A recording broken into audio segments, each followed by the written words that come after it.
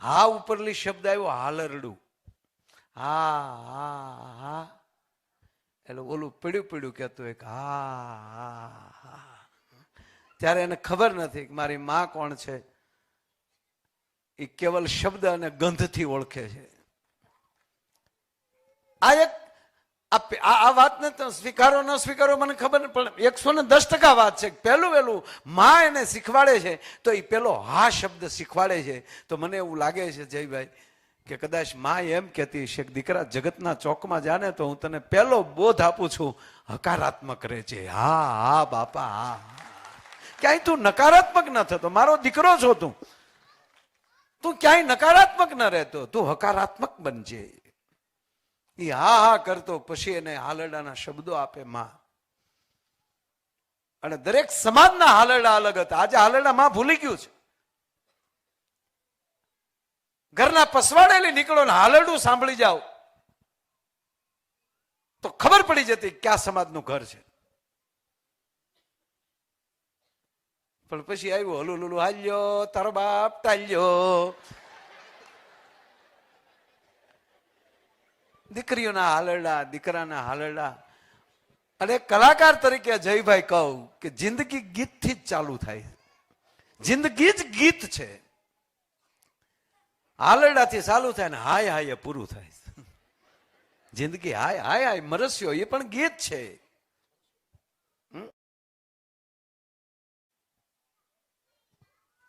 ત્રીજી વાત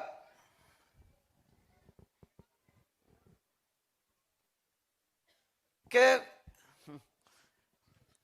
આપણે વધારે શું કરીએ ખબર?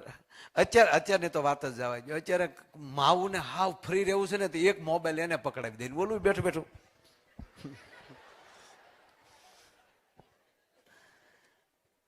ટાઈમ જ નથી. મારા એક મિત્ર છે સુરતમાં, નામ નહીં આપું, નહીં મારા બહુ અંગત મિત્ર છે. આ વર્ષે જ એના દીકરાના લગ્ન હતા અને મારો ડાયરો હતો. બહુ મારા જૂના મિત્ર. એ છોકરો 10મામાં પાસ થયો ત્યારે પણ એ કહેતા મને કે માય ભાઈ આના લગ્નમાં તમારો ડાયરો કરવો છે, આના લગ્નમાં તમારો ડાયરો કરવો. છેલ્લા 5-6 વર્ષથી હું એને મળેલો નહીં, 6 વર્ષથી. પણ ફોન આવે, દીકરો ફોન કરે કે મારા પપ્પા આપને યાદ કરતા હતા એટલે ફોન કર્યો. અને મેં વળી કોઈ દી જયભાઈ પૂછ્યું નહીં કે પણ પપ્પાને દે એમ. હું કહું સારું ભાઈ સારું, પપ્પાને મારી યાદી આપજે. મેં કહું કામમાં હોય તો આપણે 7 વર્ષે કે હું ન મેળવ્યું મારી ભૂલ કહેવાય અથવા તો. પણ જયારે આ વર્ષે એના લગ્ન થયા, આ જ વર્ષની વાત કરું, એટલે એ વરરાજાનો જ ફોન આવ્યો, તારીખ લખાવી અને મને કે પપ્પાનો આગ્રહ છે ત્યારે તમે ડાયરો તો આપણો ફાર્મ ઉપર છે પણ બપોરે મારા ઘરે પહેલા આવવાનું અને ઘરે મારા પપ્પા સાથે તમારે જમવાનું છે, પછી આરામ કરી અને સાંજે ડાયરો. અને જયભાઈ હું બપોરે એના ઘરે ગયો તો વડીલે માસ્ક બાંધેલું, અત્યારે બરાબર છે હાવ, પણ 5 વાર સર્જરી કરી છે એને મોઢાની, મોઢાનું કેન્સર એને, એટલે વાત નહોતા કરતા મારે ફોનમાં. તો હું ગયો પછી મને અફસોસ થયો કે હું મારા સ્નેહીનો ખબર ન કાઢી શક્યો. પણ આ વાત એ માટે કરું છું કે એ લાગુ પડે છે કે બાળક સાથે બાપને કેમ રહેવાય. જયભાઈ એ વડીલ બોલવાની શરૂઆત કરે એટલે એ વરરાજો હોવા છતાં છોકરો અહીંયા ગોઠણ પાસે બેસી જાય એને બાપા સાંભળે, હું બાજુમાં જ બેઠો.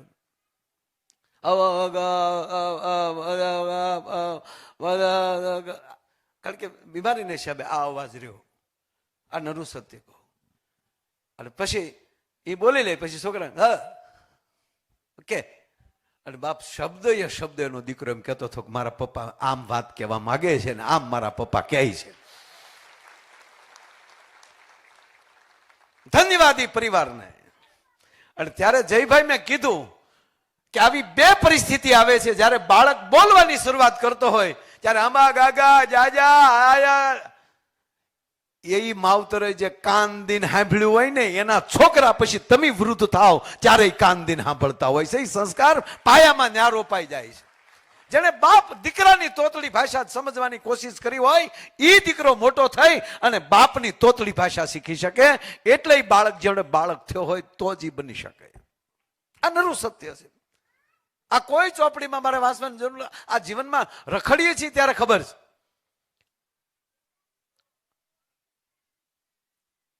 બાળકોની પાસે, મારી દીકરીને પણ એક દીકરો છે અને મારા દીકરાને એક દીકરીને દીકરો બે છે. દીકરીનો દીકરો છે એ 4 વર્ષનો થયો છે. મારી દીકરાની દીકરી એ પણ 4 વર્ષની થઈ છે, ના મંદાકીની છે. ભરતનો દીકરો જે નાનો છે એ અત્યારે 20 કે 21 મહિનાનો થયો છે. એનું નામ હરદેવ છે. અને દીકરીના દીકરાનું નામ એ 4 વર્ષનો, એનું નામ રાજવર્ધન છે. યુટ્યુબમાં બધા નામ નાખજો, એનો કાંઈક ને કાંઈક એક વિડીયો છે આ ઉંમરે. અને એમાંય જે રાજવર્ધનનું તો જે ગીત આલ્યું છે, હા, મારી દીકરીએ બે જે એને કાન બનાવ્યો છે, દીકરી જશોદા બની છે. તો કહેવાનો અર્થ આ કઈ મારી જાહેરાતની વાત નથી કરતો, પણ એની હારે તમે એની જેવા જ્યારે થઈ જાઓ અને એને સાંભળવા મળો. હમણાં જ બેને ગર્ભ સંસ્કારની વાત કરી. 5 મહિનાનો ગર્ભ થાય પછી ભાષા લેવા મળતો હોય છે બાળક. ભાઈ આપણી ઘરે સીધો ગુજરાતી શું કામ બોલે છે? કારણ કે એ પેટમાં હતો ત્યારથી એ ગુજરાતી ભાષા આપણા પરિવારની ભાષા સમજે છે. એટલે આપણા 16 સંસ્કાર છે. મનુભાઈ, એક જ માણસમાં 4 વરણ હોવો જોઈએ. એક જ માણસમાં 4 વર્ણ, જેને આપણે જ્ઞાતિમાં નાખી દીધી. જે વર્ણ છે એને આપણે જ્ઞાતિમાં વહેંચણી કરી નાખી. આવું મારું માનવું છે, હું ખોટો હોઈ શકું. કોઈએ ફરજિયાત આ નહીં લઈ લેવાનું, નહીતર પાછા વેડિયા આવશે, માફી માંગો આવું બોલ્યા કેમ. શું માવું એ સંસ્કાર આપ્યા છે અમુક છોકરાઓને, એ મારા દીકરા અમને સાંભળે જ છે. એ પણ હું કામ ત્યાંથી ટુકડો નીકળે એમ છે તો સાંભળીએ તો સકાવે લાગ્યા. હવે આવી પ્રોડક્ટ ઘણી આવી છે.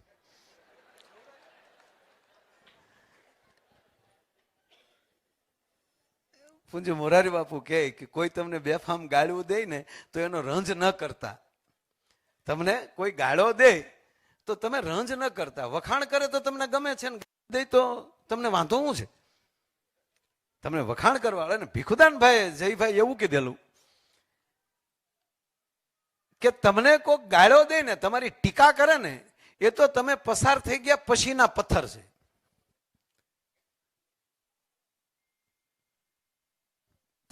તમને કોઈ પાછળથી એમ કે હવે ઓળખે અમે આમ ને, એ તો તમે પસાર થઈ ગયા પછીના પાણા છે. પણ વખાણ કરે ને એ તો હામા પાણા છે. એટલે પૂજ્ય બાપુ એમ કે કોઈ તમારા વખાણ કરે તમને ગમે છે, તો કોઈ ગાળો દે તમને ગમતું નથી. એ ગાળો નથી દેતો, એની અંદર રેલો એનો પરિચય તમને આપે છે કે મારી અંદર આવું પડ્યું છે, હું આવો છું. એમાં એ એવો છે, એમાં તમને શું કામ વાંધો છે?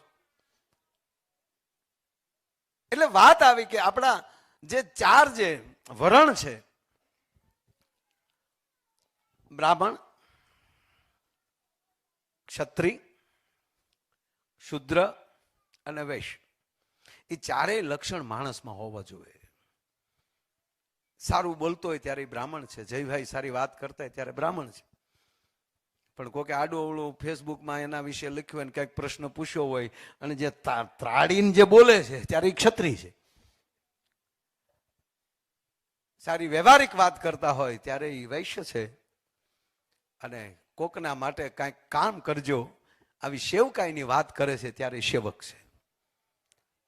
એ એક જ વ્યક્તિમાં 4 લખણ, 4 વરણ, 4 વર્ણના એક વર્ણના 4 લક્ષણ છે એના 4.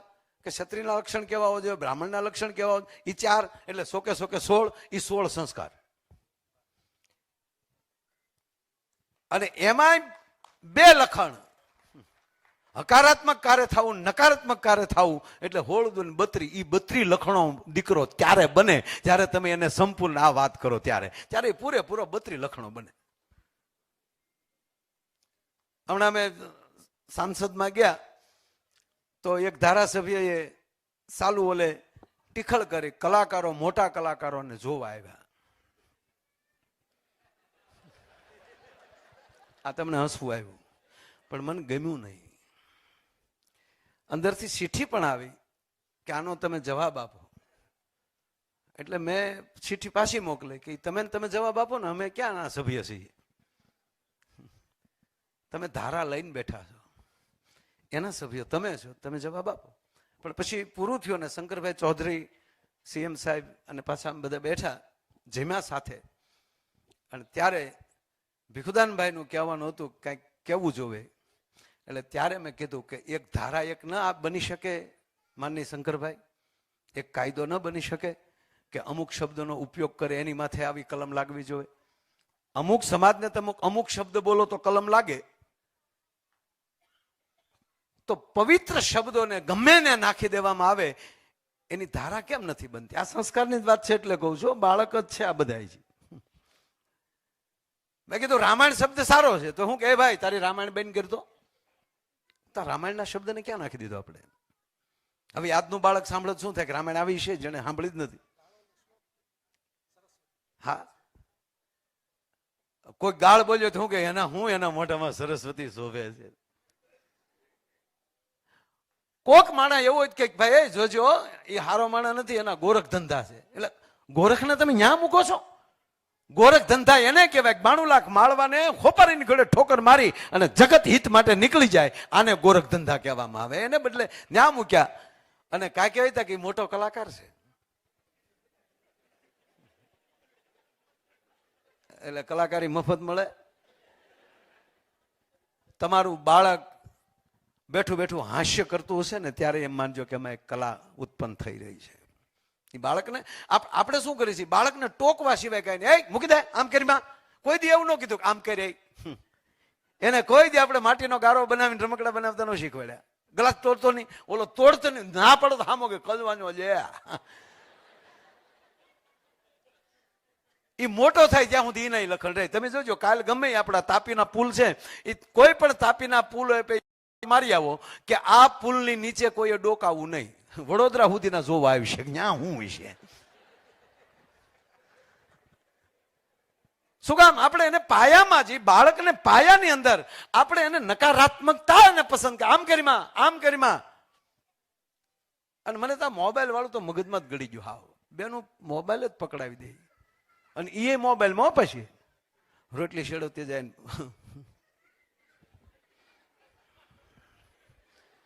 એક જણો હમણાં મોબાઈલમાં આમ કરતો કરતો એ 8મા માળે રહેતો હતો. તેને એપાર્ટમેન્ટમાં આવ્યો, આમ કરતો કરતો લીપ બોલાવી, લીપ આવી, અંદર વહી ગયો, 8મા માળનું બટન દબ્યું, પાછું આમ. હવે વચ્ચે કોઈએ લીપ રોકાવી જ હોય ને કે 3જા માળે 4થા માળે જ હજી ઊભી રહી ગઈ. એને એમ કે મારો ફ્લેટ આવી ગયો, એ ઉતરી ગયો, લીપની બહાર નીકળી ગયો. જે ખૂણાનો ફ્લેટ હતો ડોરવેલ દબાયો, તે બેને દરવાજો ખોલ્યો આમ કરતા કરતા, અને ઓલો વળે આમ કરતો કરતો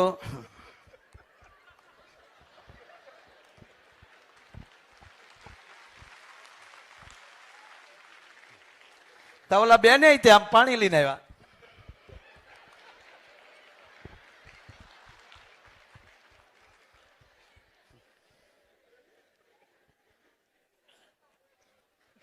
તે ઓલા પાછું આમ કરતા કરતા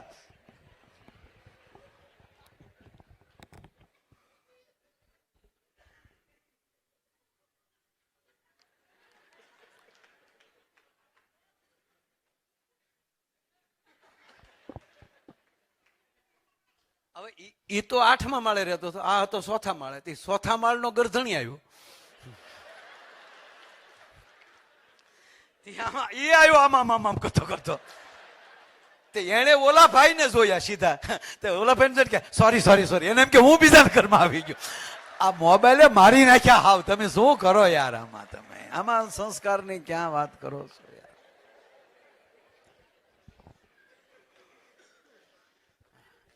કેટલી મિનિટ છે? 1 મિનિટ છે ને? હે, કેટલી મિનિટ મારે બાકી છે? પૂરી 20 મિનિટ બોલ્યો. ભાઈ વિડીયો વાળા તમારે કેટલી મિનિટ થઈ જોઈ લેજો, એટલે 5 મિનિટમાં આગળ. ઓકે, મારી લાઈફમાં પહેલો પ્રોગ્રામ આવો આવ્યો, 5 મિનિટ હવે બસ.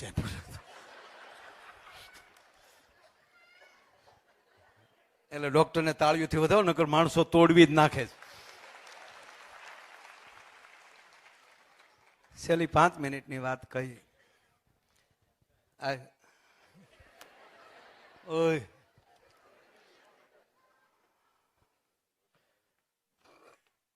મજામાં? તે ક્યાંક ભૂઈન કર્યા છે, ડોક્ટરની કર્યા છે એની માટે. બાકી તો અવડા અમે હતા, મરી ગયા તારા ડોહા હમણાં દોઢો થાય છે. એ શાળામાં અહીંયા ટીલડીયું થાય ગયું, હાથ ને પગ બે સાહેબ શિયાળામાં તળડે નાયા વગરના. પછી માં ઊનું પાણી કરે ને ઓલે દૂધની તર સોપડે ને હળું હળું ઠીકરું કહે. આવું કોને કોને કરેલું? મા બાપ નો રહેતા હોય કયો વળી, આ વળી ઉસાહત ન કરતા.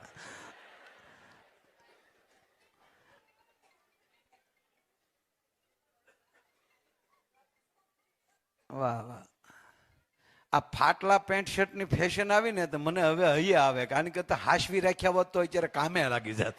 મરી ગયા થીંગડા મારી મારીને. એટલે હું રેવાય એટલો વિષયની આજુબાજુ રહ્યો છું, બાકી મારો વિષય તો સાહિત્યનો છે. હા, બેહી જતું. હા, એક ભાઈ ની ઘરે ગયા હતા, મહેમાન ખોળામાં ઉલ્લી ઉલ્લી છોકરો પડતો હતો. પછી કે મહેમાન આવ્યા, નાકમાં ઝીરો ના લેમ્પ થાય, અને પાછો મહેમાન ને ખંભેલું છે. બોલો, મહેમાને આમ કર્યો એટલે પપ્પા ખીજાણા કે આવું કરી માં બેસી જા. તો કે નચી બેવાનો ઈ થોડા રોજ આવે આપલી કહીએ. અરે નીચે આવ. નીચે તો આવ્યો પણ ખાટલા નીચે ગળી ગયો અને ઊંધો થયો ને બે પગ ઊંચા કરીને મહેમાનને કે ઝીકી ઝીકી ઝીકી. પછી મહેમાને કીધું કે આ માનતા વગરનો આવ્યો લાગે. ઓલા કે તમને કેમ ખબર પડી? તમારું નથી માનતો એટલે કહું છે. ટૂંકમાં બાળક છે એ આવું ખીલતું હોવું જોઈએ, રમતું હોવું જોઈએ. એને કોઈ ભય ન હોવો જોઈએ. એને જે દિશામાં ખીલે એ રીતે દિશાએ ખીલવા દેવું જોઈએ. છેલ્લી 2 મિનિટની વાત મારે કહેવી છે. બેને જે ગર્ભ સંસ્કારની વાત જે હમણાં કરી, એ પ્રથમ 16 સંસ્કાર છે. એમાં પ્રથમ સંસ્કાર ગર્ભ સંસ્કાર છે. 16 સંસ્કાર આપણને નથી મળવાના બધાને. આપણને દાખલા તરીકે યજ્ઞોપવિત સંસ્કાર નથી મળવાના. અંતિમ સંસ્કાર બધાને મળે છે, પણ બધાને અગ્નિ સંસ્કાર નહીં મળે. સાધુ સંતોમાં એ સમાધિ હોય, પણ ગર્ભ સંસ્કાર તો હોય 100% મળે છે ને બધાને. ગર્ભ સંસ્કાર મોટું કામ કરતું હોય છે. એને માતાઓને પગે લાગીને કહું કે ઉદરમાં સંતાન હોય, એ સાસુઓને પગે લાગીને કહું કે દીકરાની પોતાની પુત્ર વધુઓને એ વખતે પવિત્ર વાતો કરાવજો.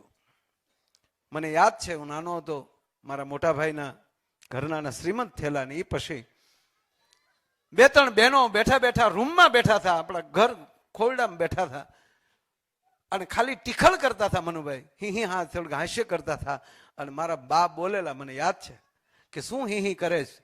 તારા પેટમાં બાળક છે ને અસર થાય. હું હા હા હા કરો છો બેઠ્યું બેઠ્યું. આ જે પ્રથમ જે સંસ્કાર છે એ ગર્ભ સંસ્કાર, એ બરાબર રોપી દેશો પછી બહુ ઓછો વાંધો આવશે. એનો ટૂંકો દાખલો દઉં. મહાભારતનું યુદ્ધ, જયભાઈ, ભગવાન કૃષ્ણ અને અર્જુન થોડાક દૂર વયા ગયા છે અર્જુનના દુર્યોધનના કપટથી. અને ભગવાન કૃષ્ણ અને અર્જુનની ગેરહાજરી છે એનો બરોબર મોકો જોઈને કૌરવોએ